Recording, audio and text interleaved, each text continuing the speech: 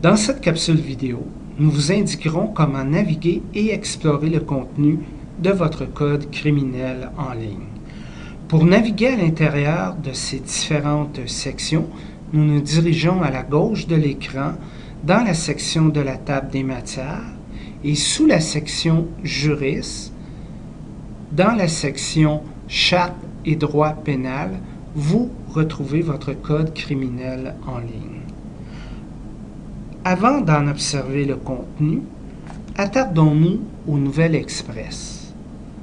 Les Nouvelles Express sont en fait un service d'information en continu qui vous permet de vous tenir au courant de l'actualité juridique qui se passe dans votre champ de pratique. Notre équipe éditoriale recense les différents sites afin de vous livrer de l'information rapide, pertinente et importante. Ce peut être autant au niveau de nouvelles jurisprudences sélectionnées ou de la législation fédérale ou provinciale. Voyons un exemple. Par exemple, jeudi 21 novembre 2013 est paru le projet de loi C13. Alors celui-ci modifie le code criminel, la loi sur l'entraide juridique en matière criminelle et la loi sur la concurrence. Alors, je désire consulter ce projet de loi.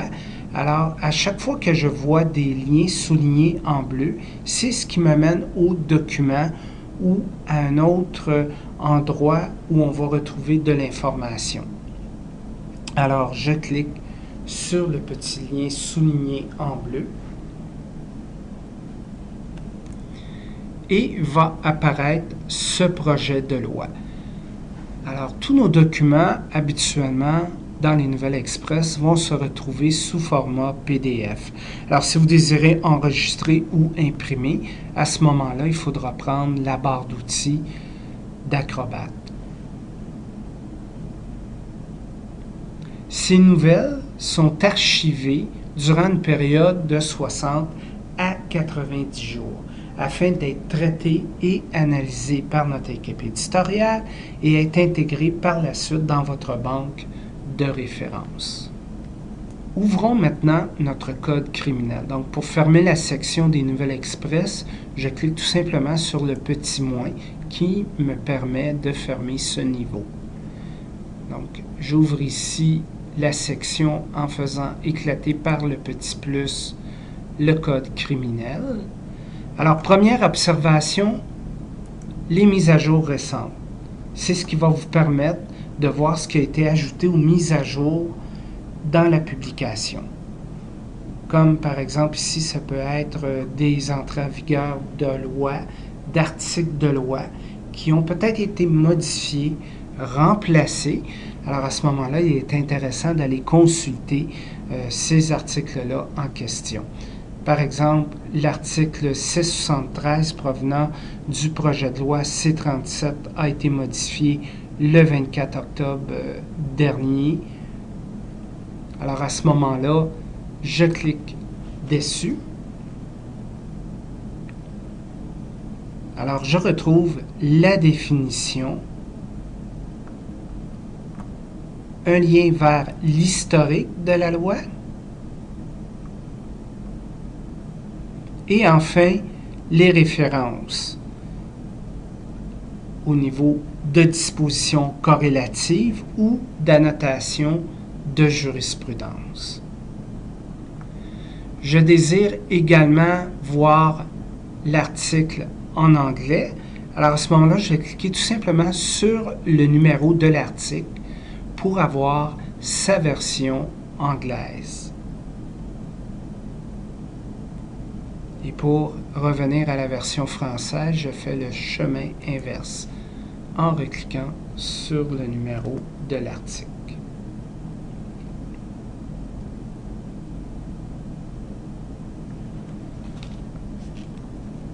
Regardons maintenant la disposition des lois et règlements dans notre code criminel. Donc, je vais cette fois-ci sous la section législation. Je retrouve donc les lois et règlements fédéraux ainsi que ceux du Québec, les règles de pratique ainsi que les archives des lois. Dans les lois et règlements fédéraux, alors c'est le code criminel avec les arrêtés, les règlements et les décrets.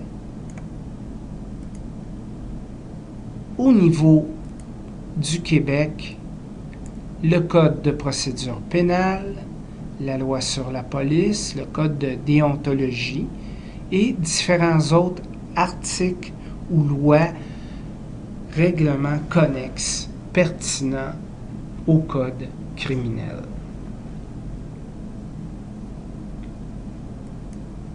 Je ferme la section de législation et je me dirige dans celle de la jurisprudence.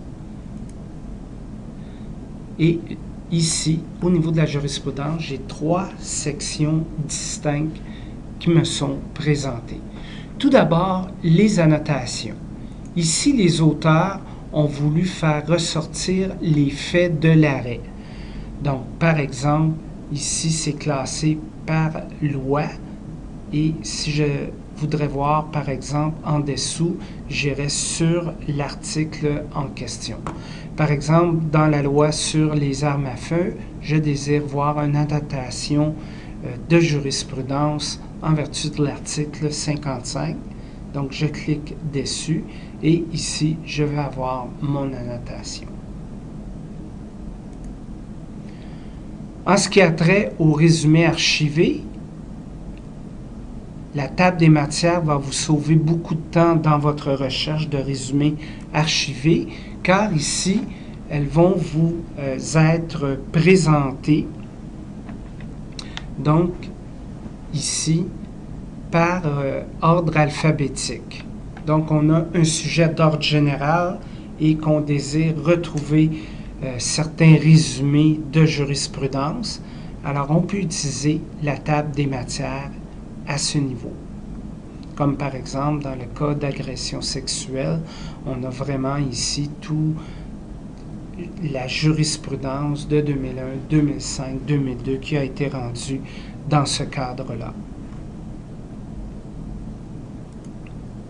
Par la suite, nous avons les textes intégraux classés par année et par cours. Par exemple, nous désirons voir en 2011 un texte intégral de la Cour d'appel de l'Ontario. Donc, je vais en sélectionner un ici. Alors, pour consulter ce texte intégral, j'ai ici une définition et par la suite, en cliquant sur le logo du PDF, l'arrêt va m'apparaître à ce moment-là à l'écran. Quittons la section de jurisprudence pour aller aux grilles sententielles et ordonnances. Par exemple, ici, la section ordonnances et saisie va me présenter donc cette grille-là en vertu des articles de loi associés à l'ordonnance et saisie. Nous avons aussi une table de concordance en vertu de certaines lois ici, comme par exemple la loi sur la preuve au Canada. Je désire voir la table de concordance en tant que telle. Alors ici, elle m'est présentée, repère facile. Si je veux aller à l'article, je clique donc à nouveau sur l'article. Les tables d'entrée en vigueur, alors selon les lois, ici on a tout ce qui est au niveau des articles de loi lorsqu'ils sont entrés en vigueur.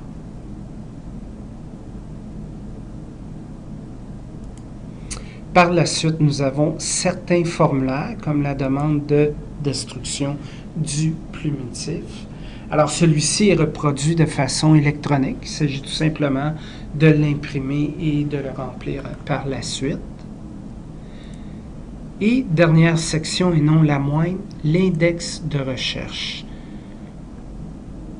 Au niveau du papier, on l'appelle index analytique, mais ici, on va le retrouver de façon électronique, soit par l'index des causes classées numériquement, ou tout simplement par l'index législatif par ordre alphabétique. Par exemple, je désire prendre délinquant dangereux.